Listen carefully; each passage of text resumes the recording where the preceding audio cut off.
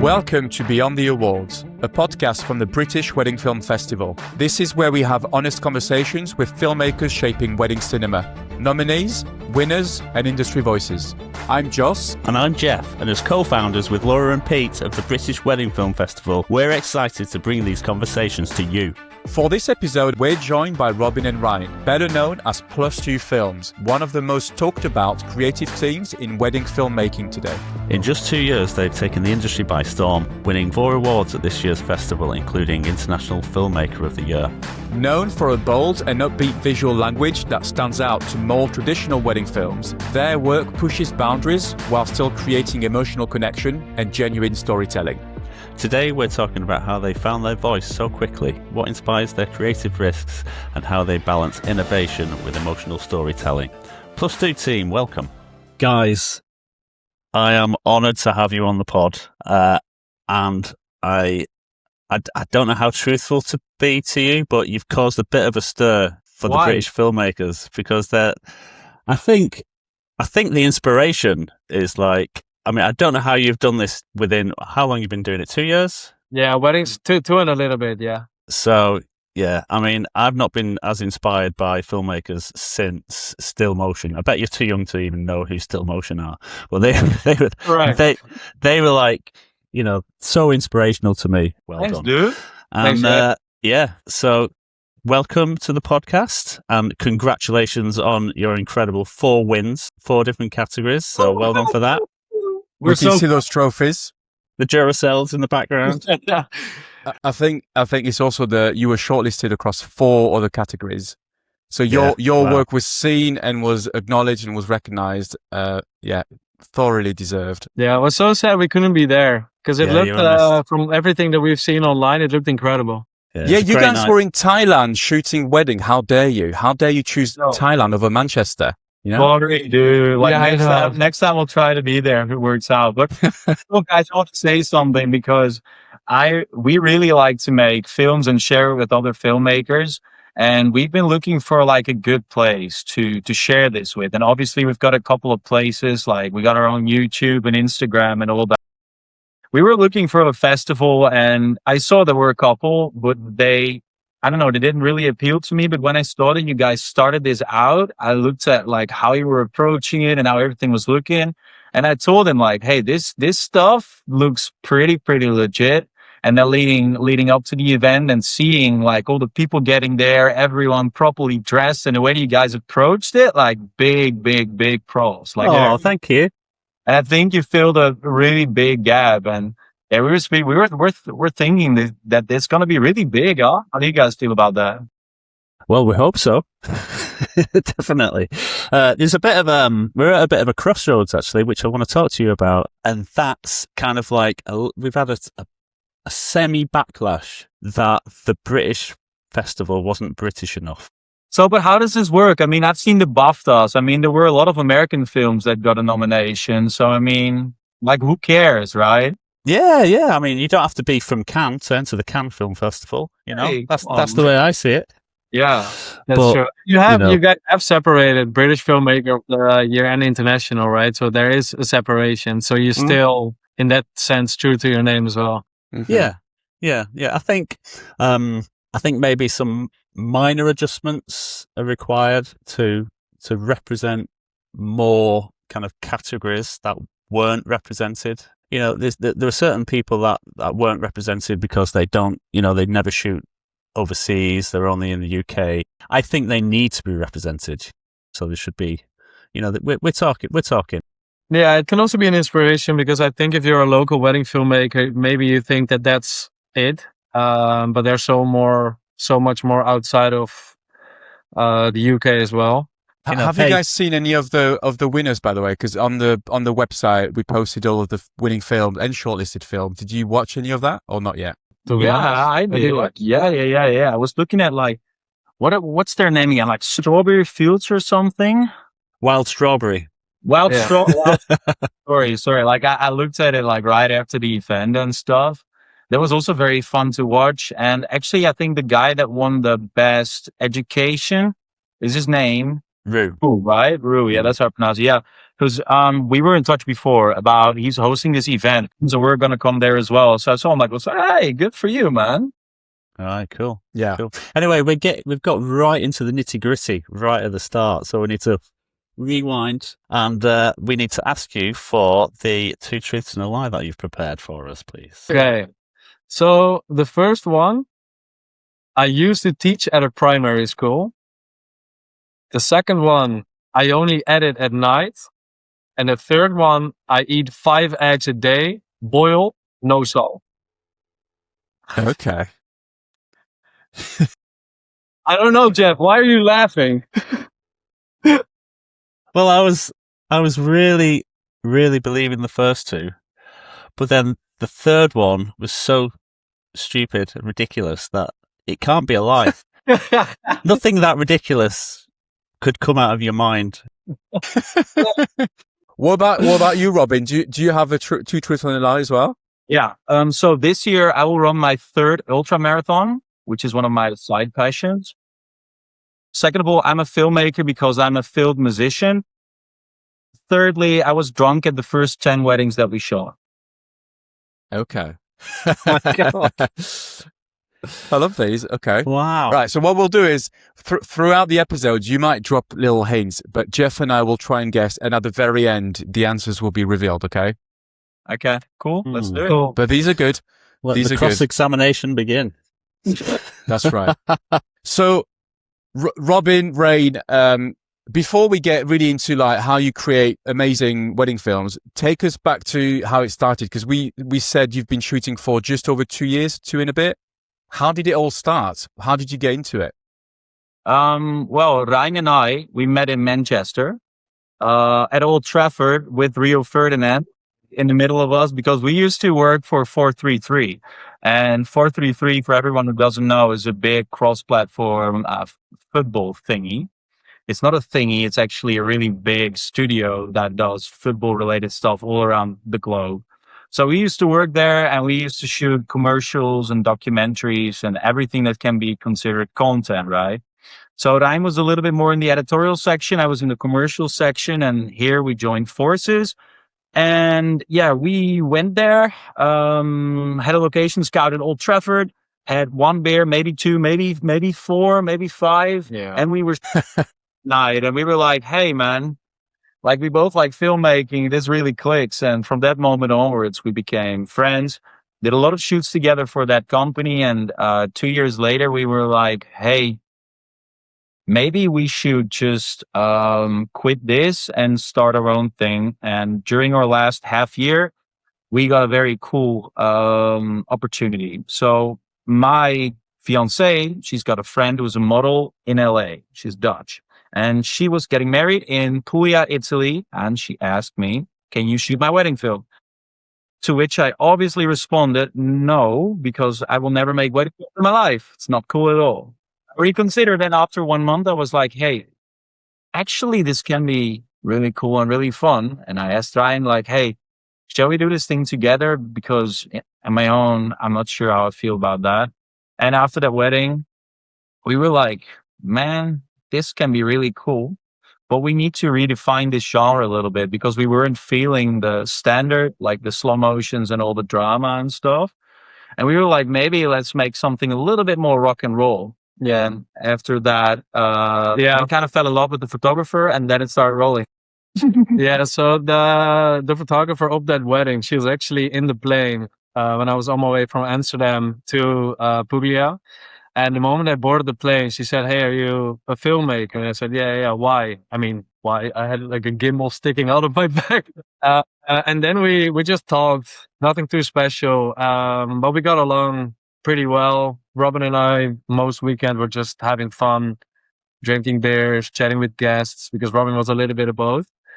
And then I remember coming home after the wedding, and I think I edited till 4 or 5 a.m. And then I had like an edit of 2.5 minutes from that wedding, which I just did it because I loved it.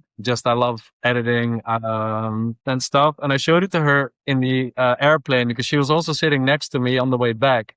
And she said, "Oh my God, that's really good. Like, is this the first one you've ever done?" We're like, yeah. I can maybe introduce you to some of my couples. And she's a well-known wedding photographer. So she set up 4 or 5 meetings in the beginning. One was that same year, and there was one at the Amalfi Coast. And then we said, okay, let's buy the gear we need and let's properly do it.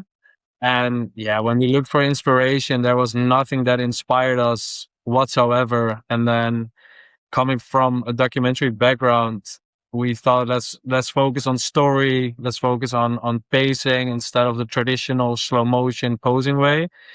Because if it's your own wedding film, that's I think fun, I guess, because it's you on the screen. But we wanted to make a story that could also be compelling to family members, to friends. So it's enjoyable for basically everybody that watches the film, and it's super personal. And that did very well. So I think it's a mix of styles that we kind of everything that we learned over the past years, we just bundled it, and then our personalities kind of move around all day, and then films come out where focus on storytelling, focus on fun.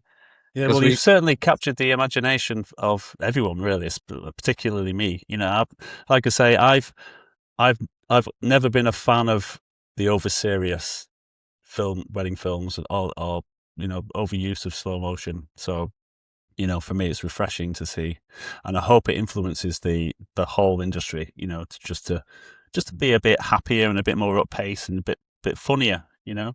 Yeah, so that's one of the things that stood out for us as well, because especially after doing our first wedding, we were like, man, this was fun. Like, we had a lot of fun. All the guests had a lot of fun. Why are all the films so overly emotional and dramatic? We're like, man, it should be light and fun. And if there's an actual story to tell that story. But if there's no story, don't force it to be emotional, because it just doesn't land. So for us, kind of the tagline is "Love is a celebration." So it should be captured that way. I feel seen. I'm not gonna lie. I feel seen when you talk about this. So the reason I say this is because my style is very, very dramatic, very intimate, very personal. That's just my style. Having said all that, I loved watching your films. All the judges did, by the way. One of your films, which in fact we'll talk about in a minute, because it's the Portofino one. Yeah. Got 10s across the board from all 8 judges. So that's how strong strongly we felt about this particular film. We all just loved watching. That was the beauty of the festival, is that there were so many different styles and approaches and genres.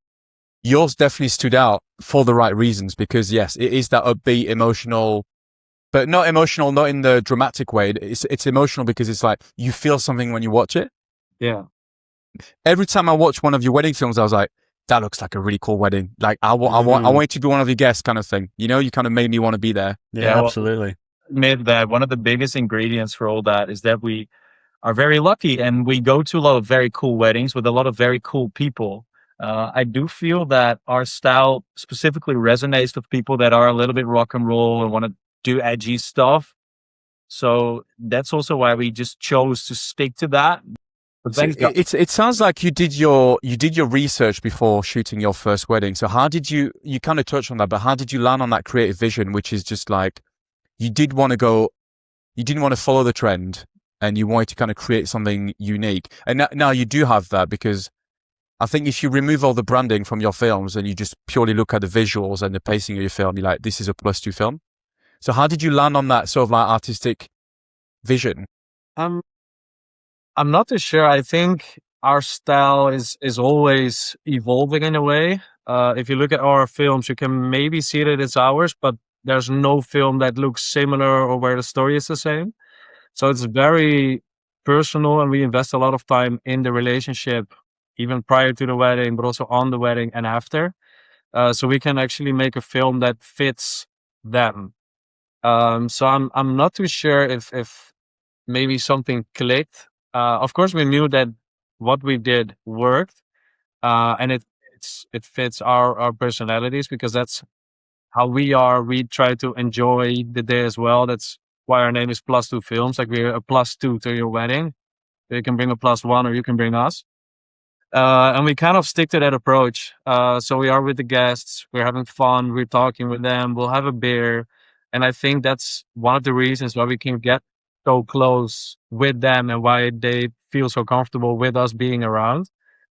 And yeah, then we just love to tell stories. And You've given 3 clues already, about your 2 truths and a lie. You just twice you just mentioned having a few beers during the wedding. Yeah. So maybe one. I just had a look at mine. I was like, I didn't say anything about mine, but also maybe. And you've also Roman is a runner, so he may not drink as much. He also mentioned editing till 4 a.m., which is a bit of a clue. True. So Ryan, are you the one doing the edits then? No, it's 50-50. Okay. Thankfully, we are like equal in skills. For example, the wedding in Thailand, Robin was the lead, and the one in Mexico, I was the lead, and then we just do. Noem je dat on the bird? Yeah, we just when he edits a film, I edit the next one, and vice versa. So we always just because the style would be the same. We wrote a guide as well because we're doing mentorships with a couple of filmmakers, and I just wanted to define like a couple of technicalities in there as well, just to make sure that we're all on the same page, and that also gave us insight in a couple of key things that we do. So yeah, I believe we got a very similar skill set, and yeah, we enjoy it because every single time we want to impress each other. We're like, hey, this is really cool. This is like a very nice story arc, or look how we use this shot, or listen to this track, dude. Yeah, I was going to mention that actually because some friends of mine are 2 guys who were friends who decided to, go into the wedding film business, and that did two things that were positive for their careers. And one of them is they quickly realized that in order to make a living, they had to charge top money. So that made them push really hard for the high end. And, and now they do the biggest weddings in the world. And another thing is they both edit. So they're constantly trying to outdo each other. So that competition breeds, real creativity. Yeah. So it's a good dynamic. It's a bit of friendly rivalry. But on the other hand, I must say that sometimes we're like, hey, I edited this film, or I edited this film. But honestly, I think we're doing so much of it together by just speaking about it, just constantly, even in the preparation of the couple shoots that we do, just thinking about the little scenes that we can build, a track that could fit that specific scene, or the way that we can use match cuts to enhance a certain scene. And then when we're getting back home, we can share inspiration through Instagram. Like, hey, this can be a really cool idea for this specific film. And afterwards, we share V1s with each other. We're very critical. Like, hey, man, maybe this section not, or maybe a little bit more Super 8 here, or change the track, or different quote, or whatever. But I feel that every film, actually, we're doing it together. Yeah. Yeah, I'm jealous. I want a friend. You do all the edits by yourself? Yeah. Mm-hmm. Yeah. It's hard. Yeah. What I've noticed, because especially at my time at 43, I was lucky enough that they hired an editor-in-chief. And that was actually the first time where I would sit with someone and he would just ask me questions. And not in a critical, you should not do it this way, but more in a way where he would ask me questions like, hey, you put this segment here. What's the reason for it? And if I could explain myself, he would tell me, oh, that's very well done. I'm just curious what would happen if you would change it with this part and then this track. It may not work. It may work, but I think it's worth a try. And I think giving feedback in that way and making each other better, I think that's the end goal, because giving feedback to your own work when you've watched at a screen for I don't know how many hours, like you fall in love with a certain edit, and it's very hard to step away from it and criticize yourself. I think I can do this better, because you have to go back to the drawing board and change things around in the project. So that's very tough to do. So how do you guys handle kind of the thought process when you're editing? Personally, I have to kind of semi become a little bit insane and have a split personality.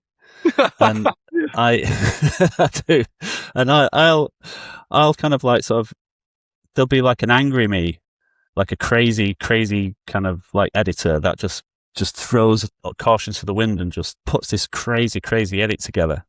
And then like sober me will come along and go, what the fuck? and try to tame it all. So that's what I do. What do you do, Joce? We're therapists, huh?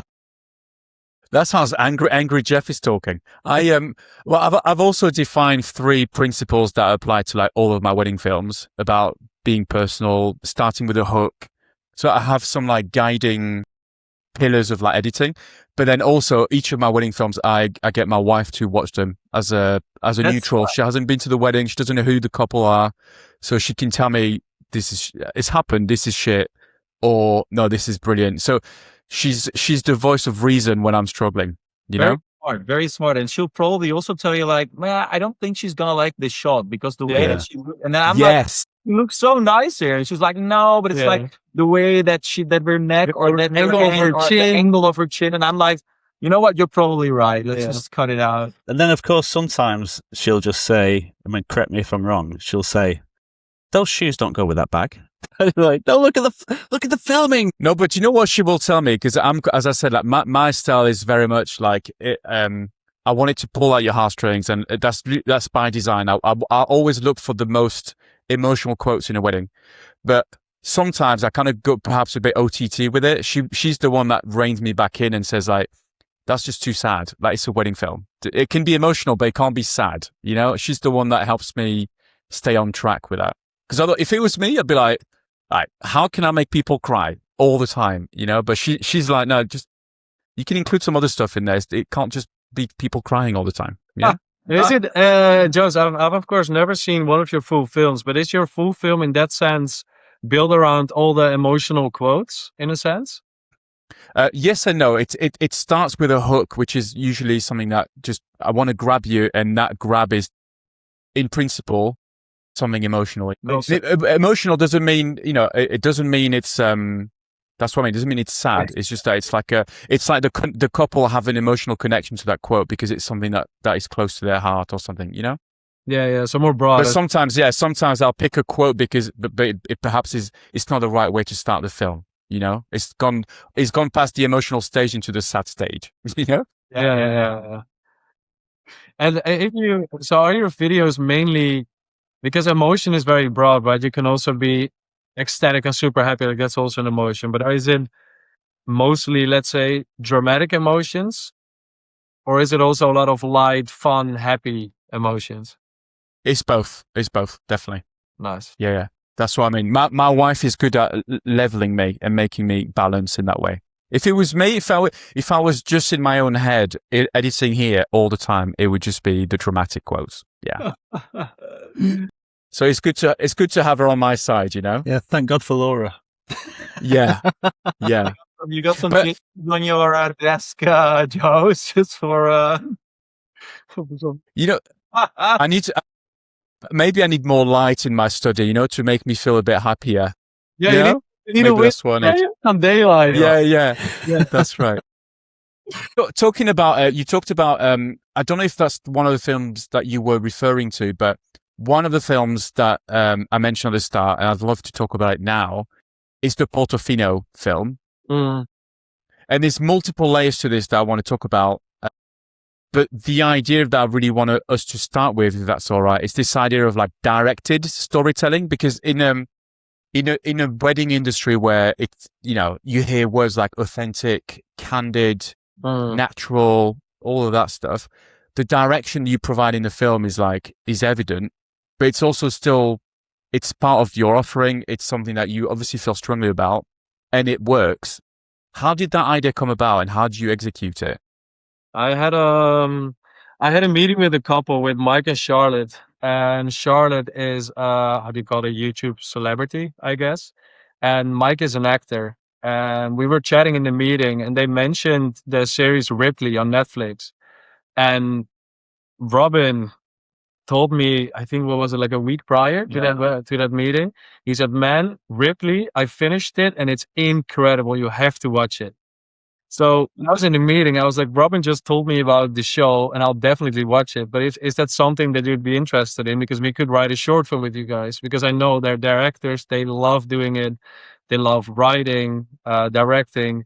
So we thought this is a great match to just, instead of a couple shoot, just make a scripted short film with them in the style of Ripley. So that's kind of how it started, the idea. And then we of course had a couple of more meetings with them to get to know them better.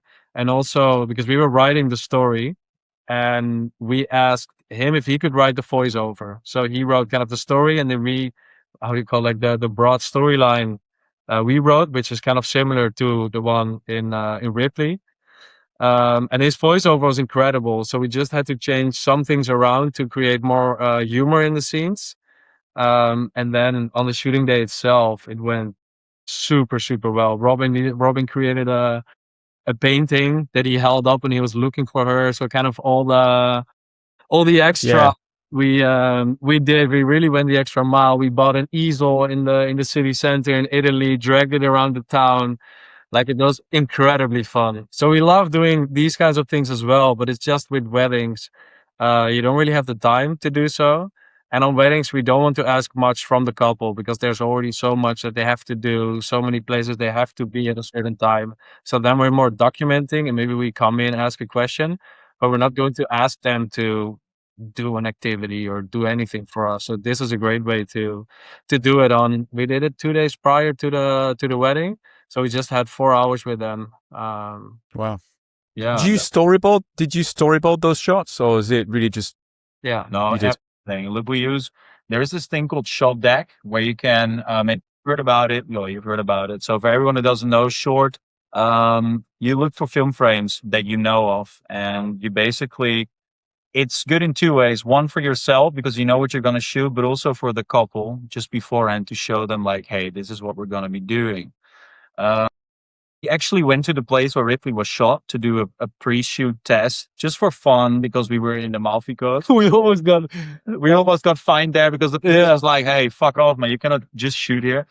1.5 months later, we were pretty confident that like the Ripley style is pretty serious and film noir, but I was very confident that if we combined that with like a little bit of slapstick, that would weave into their personalities a little better to take off the seriousness, that would be great. And the thing, what we took is their voiceover, looked at it, and we added some very subtle jokes. For example, with the sunglasses, looking in the trash can, the painting, typewriter, the typewriter, to make a very nice contrast between just very serious but slightly stupid. And we were like, this is gonna be fun. Storyboarded everything, and then we shot the whole thing in 3.5 hours or something. Yeah. Oh, wow. That's incredible.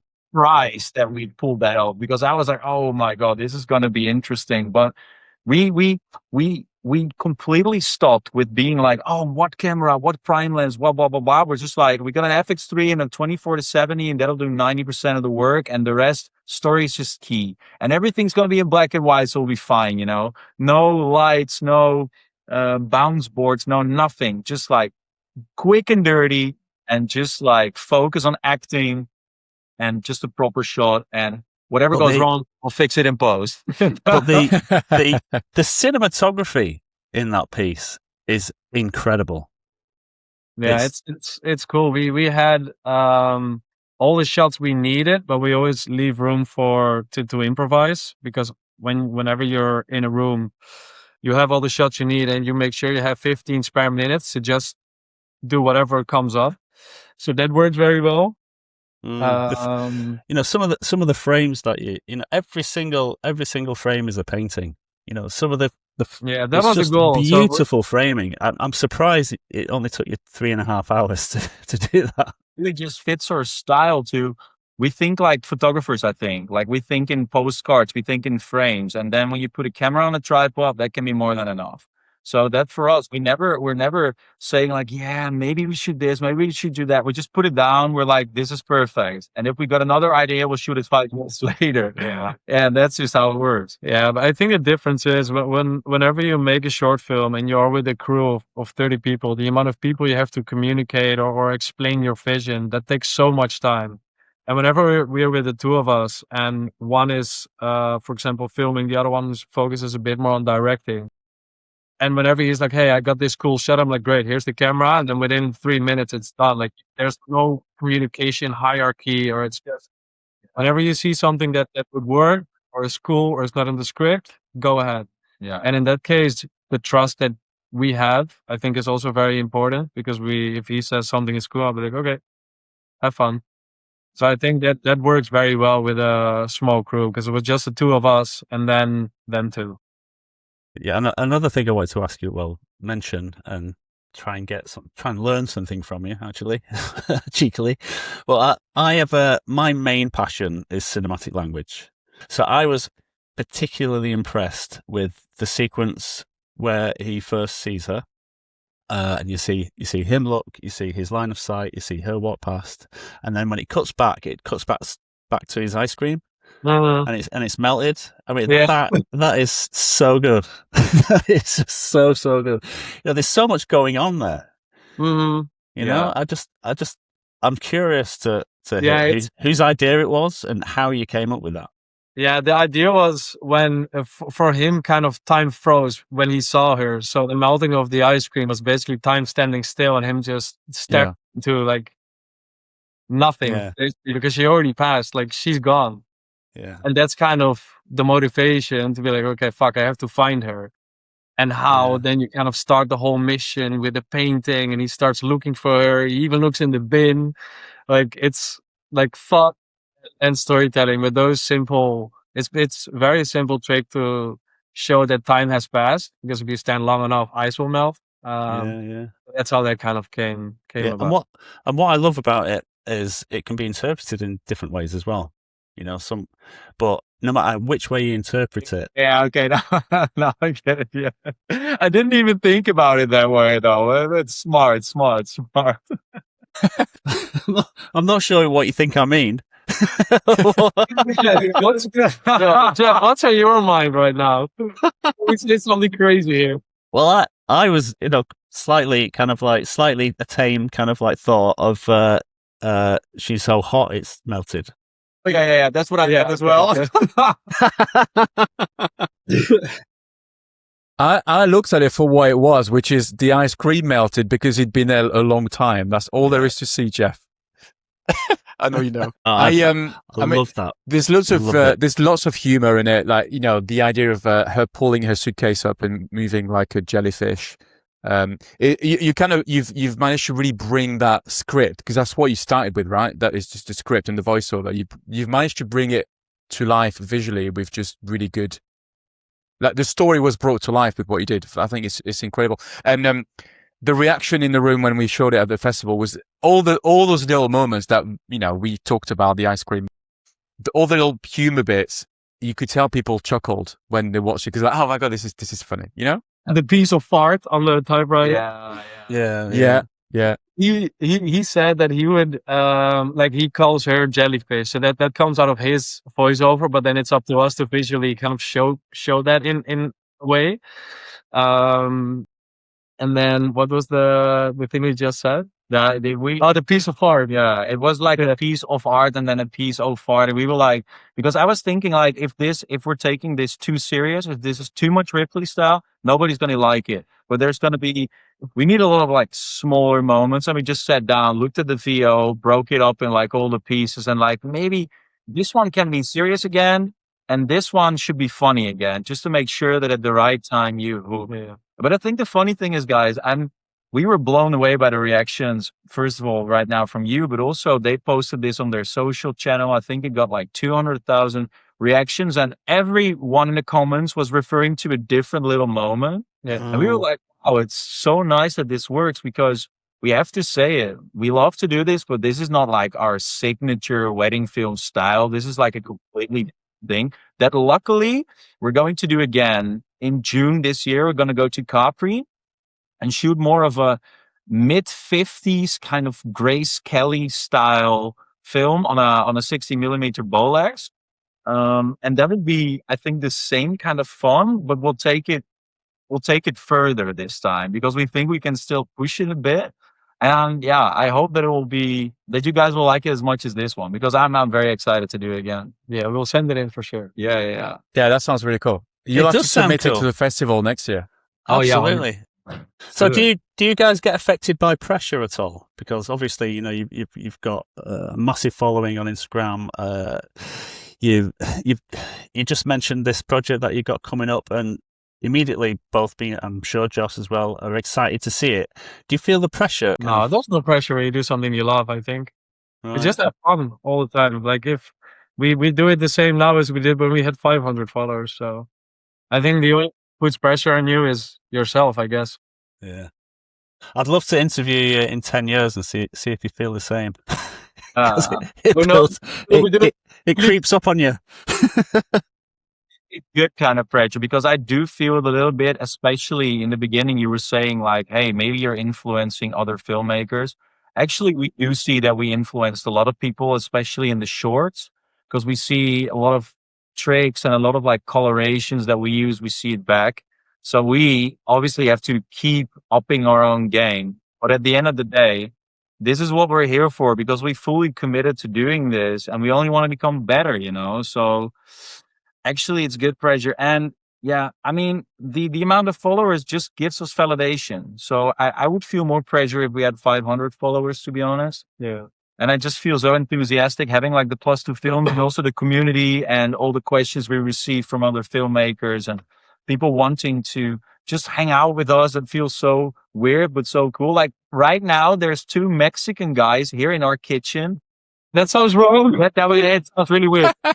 No, we met guys 2 weeks ago in Mexico City. He was shooting with us and he was in the fashion week and he flew to Amsterdam just to hang out. And he's preparing tacos for us for after. Oh, it's come like, on. No, we're like this is so nice to meet so many different people along the world. Like in Thailand, we met people again. In Australia, we met a lot of other film. Yeah, we just love to hang out, do fun stuff, talk filmmaking, speak about lenses 2.0 to 2.8, like whatever. I mean, we're nerds at the end of the day, you know? Yeah. Wow. What does 2026 look like in terms of location? Okay, so hold your horses. Hold your horses. We started out in Thailand, then it was Mexico City. We're gonna go to Mexico again on Tuesday. Then we're gonna go to Dallas, south of France, Turks and Caicos, Capri. Then I'm gonna get married myself. 24th. Congratulations. In Tuscany. Thank you very much. And then, from that point, it's like, call us when you got something cool. And then, no, there's a couple of other things scheduled, but otherwise I'm just like summing up stuff. But it will take us places and time zones and whatnot. So And jet lag. jet lag management, like, we got to still work on that. Yeah. One question springs Sounds to mind. Go on, Jeff. When you mention all these locations. So you mentioned earlier that you like to get to know the couples. Yeah. So do you literally you're going to fly out to Dallas and meet this couple pre-wedding and get to know them? No. This is over actual wedding. So everything we do is online because we are based in Amsterdam and none of our couples are from Amsterdam. Everything is online. That's why it's also even more important, I think, to just be in touch, know what goes on in their life. Because the meetings that we do is not really about the wedding so much. Of course, you have some things that you have to talk about. And then we just talk about whatever we want to talk about, which if we then show up at the wedding, we can, like, you're familiar with each other. So everything comes easier. Yeah. Good idea. What are some of the things that you still feel like you want to improve on or work on?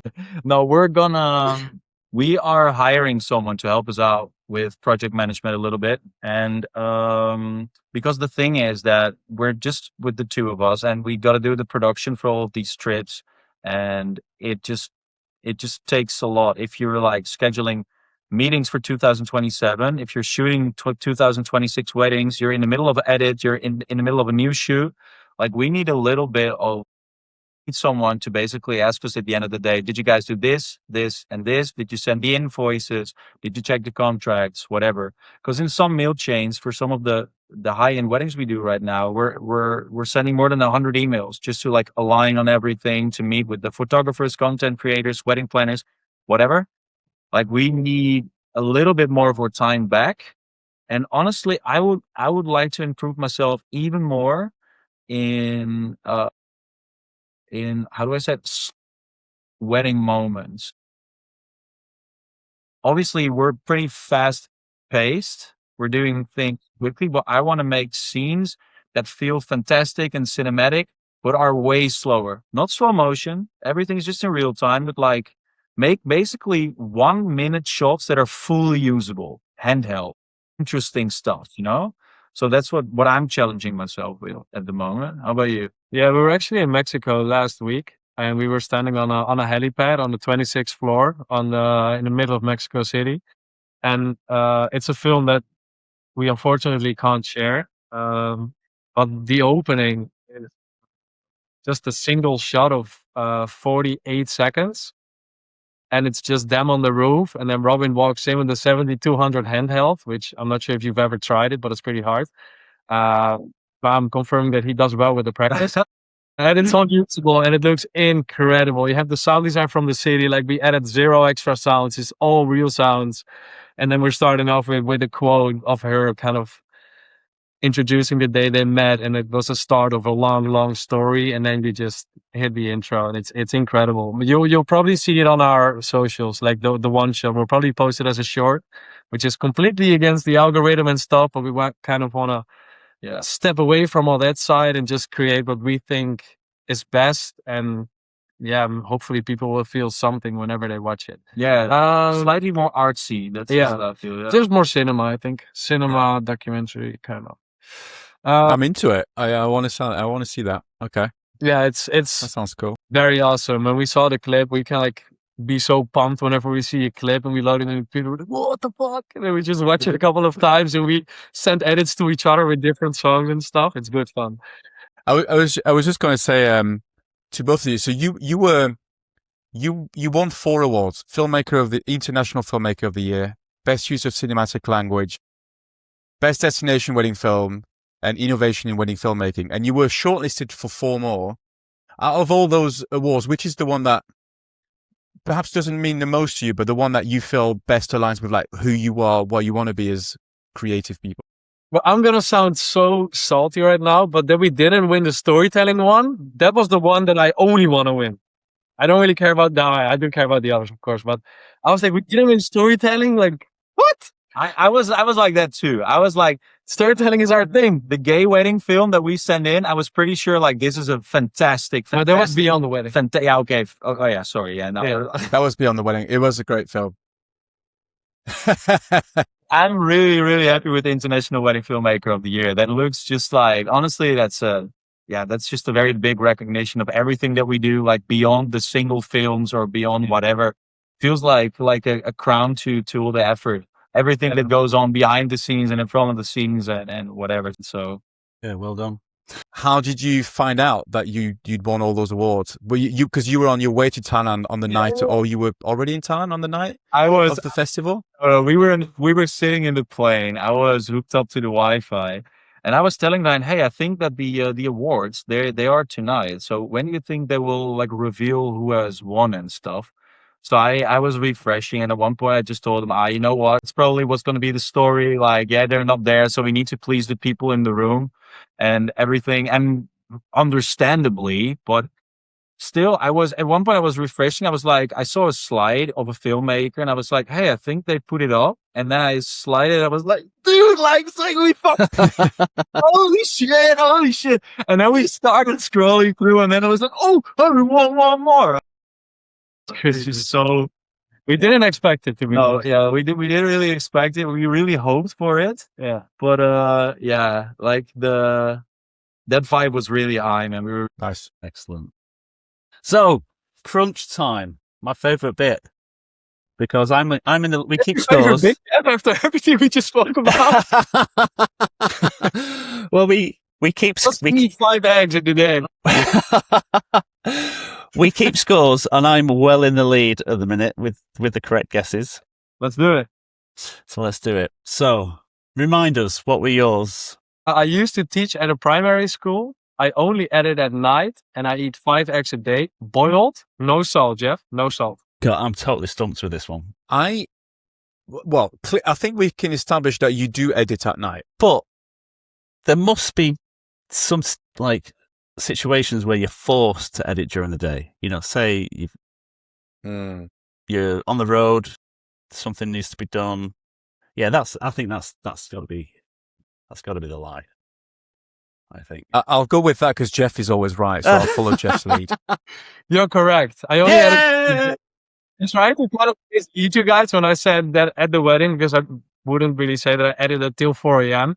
I also don't think it was actually 4 a.m. It was probably like 2 a.m. or oh, it's okay. Oh, so you tried to throw us down the wrong. Yeah, a little bit. No, but I always edit during the day. I have never as early as possible. I have never seen you later than 10 p.m. because you were always tired at night or yawning, and then you just wake up at 6:30 again. I'm a morning person. I'm productive in the mornings. Or at least I like my mornings. You're an early bird. I like it. Okay, Robin. Yeah, so this year, like I told you guys, I will run my 3rd ultra marathon. Also, I'm a filmmaker because I failed as a musician, and I was drunk at the first 10 weddings I was at. Wow. This is hard because clearly we can tell you have been drunk at a couple of weddings, Robin. I think unless you've also sent us down the wrong path. Yeah, you just entered a maze. I'm going to say something different to Jeff, so I'll wait for Jeff to give his answer, and I'll go somewhere else. No, Joce, you go first now. All right, I'll go first. Ultramarathon. I think you talk about that. You talk about that in your Thailand sort of BTS film that you guys did. Yeah. So I think that's true. Okay. And musician. I think between the last two, I think the lie is that you were a failed musician. What do you think, Jeff? And what was the third one again? I was drunk at the first 10 weddings I was at. I think that's the lie. I think it was the first 12. First 20. So I guys, first of all, I really, really, really love you for thinking that I would ever run an ultra marathon in my life. my biggest achievement as a runner is a 5K. Oh, no way. Damn it. I am actually because I did fail as a musician. I participated in the Voice of Holland as well back in the day. And I still am sort of officially in a band, but yeah, I mean, I don't have a lot of time at the moment to do it. And yeah, I was drunk at the first 10 weddings, but he was too. I mean, good work. That's very good work. That's the secret formula, I think. No. The secret formula, guys, like very easy. It's our friendship, dude. That's the only thing that like makes this work. Like we can speak about this all day, and we just committed to this. And sometimes when solo filmmakers reach out to us, we're like, yeah. Sometimes we hate to break it to all the solo filmmakers, but it's just so nice to have someone that can also be a colleague that does their own business, for example, or someone that makes documentaries, whatever, but just someone to speak about lenses, about films, about the work that you're doing. That's like what I think makes us. Yeah, and share experiences, because if we for example, went to Zambia for 2 weeks. If I would have done that by myself and I would come home, I would have like no fun at all, because whenever I talk about an experience, people are like, oh, okay, yeah, that's cool. But like we were actually there. So whenever I talk about a moment or something, you're like, oh yeah, that was so awesome. And then you can like talk about it. So it's kind of shared experiences. Right, I've got a plan. Very important. I've actually talked my girlfriend into coming along to the shoots. Ooh. And she's got a good eye for a frame. So she does she's now my second shooter. Oh, so that's next is to teach her how to edit. So we can be like you guys. That's the t-shirt. Yeah, you're doing well. Wish me luck.